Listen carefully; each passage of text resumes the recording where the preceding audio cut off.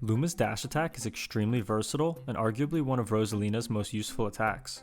Although it doesn't deal much damage and just pushes your opponent back a little, it can be used to confirm into grabs, aerials, smash attacks, and starbits. It can also be used to reposition Luma and even set up a ledge trap.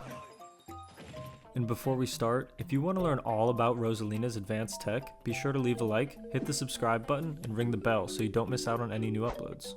With that being said, I think that one of Rosa's most useful attack cancels is a dash attack cancelled Wavedash, otherwise known as a DAC Wavedash. Don't worry if you don't know how to do this or any of the other tech that I'll be going over in this video, as I'll cover it all at the end. DAC Wavedashing in place can be a great grab confirm against landings and whiffs in most matchups, since it's quick, relatively safe to use, and Rosa's grab can often lead to quick damage and stage control. This tech can true combo into a grab against most characters from a reasonable distance. However, it's worth noting that if you hit most characters from the move's max range, a follow-up grab will technically be a frame or two short of actually true comboing into a grab. However, from my experience, nearly everyone instinctively thinks they'll need a tech after being hit and will hold shield rather than buffer a jump or a roll, which can be tough to do considering there's only a little over 20 frames for them to react with these options. If your opponent shields a DAC Wavedash, most of the time they'll jump out a shield towards you. In these situations, I prefer to just dash back while Luma finishes its little flip and get ready to catch my opponent with either a forward tilt cancel Nair or an up tilt cancel Nair.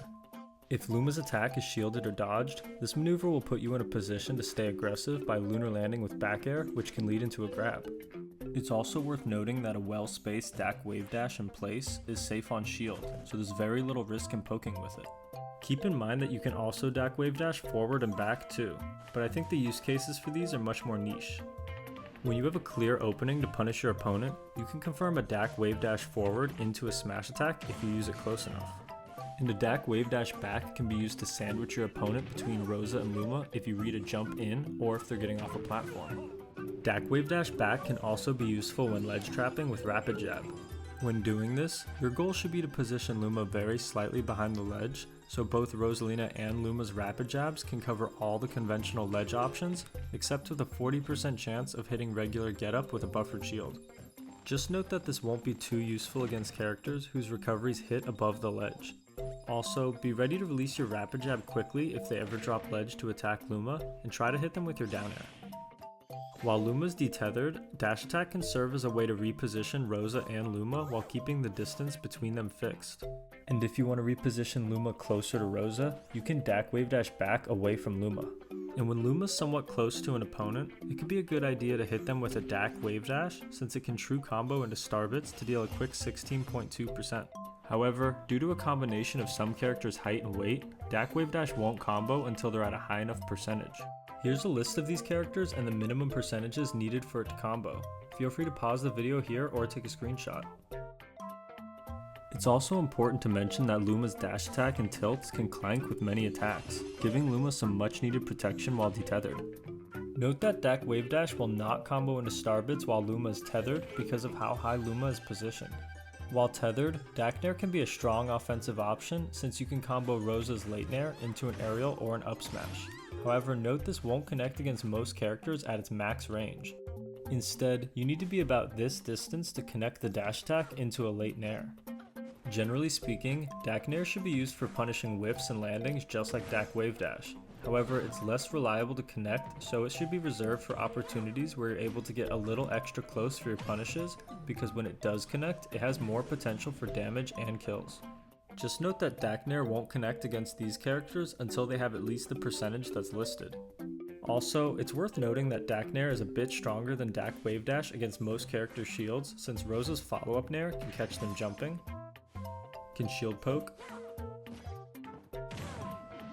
and can allow you to catch shield grabs with Luma's up tilt if they try to punish Rosa's Nair out of shield. Just be careful doing this against characters with fast out of shield options. It's also worth noting that DAC Nair technically isn't safe on shield, but it's essentially unreactable, so you should treat it as if it's safe until you actually get punished for doing it. I think it's a fairly common bad habit to throw out DAC Nair defensively too often in neutral, since it gives your opponent a clear window to hit Luma for free if you miss, with very little reward if Luma manages to hit them. The only real use for a defensive DAC Nair is very similar to a DAC Wavedash back. If you have a read that your opponent is about to jump towards you or run off a platform, you can sandwich them between Rosa and Luma and catch them with a lunar landed back air, which can combo into a grab or a smash attack. Now for how to actually do a DAC Nair and DAC Wavedash. Before we start, I highly recommend that you go to your controller settings and change a shoulder button to jump. And if you want to do tilt cancels as well, you should change your right stick to tilt attacks. First, we'll start with a DAC Nair since it's simpler to input. Start by dashing, then at nearly the same time, input a dash attack with your right stick while letting go with your control stick and jumping with your shoulder button. When done correctly, it should look like this. If you accidentally input a dash attack, then you need to jump sooner. And if you input a DAC fair instead of a DAC Nair, you need to release your control stick sooner, specifically before Rosa finishes her 3 frames of jump squat. And because this tech can be really tough to get the hang of at first, I suggest practicing in the training room with the speed set to half. Then you can move up in speed as you get more comfortable with inputting everything in the right order. Once you can consistently input a DAC Nair, the only things you need to add are to drift immediately after Rosa's Nair begins and fast fall at the peak of your short hop. Note that if you drift before Rosa's Nair starts, you'll get DAC fair instead. Once you feel confident with inputting a DAC Nair correctly most of the time, it's worth learning a DAC Wavedash next. To Wavedash and Smash Ultimate, simply jump and buffer an air dodge downward or diagonally downward with the grab button. So in order to DAC Wavedash, you just need to cancel your DAC Nair into a Wavedash.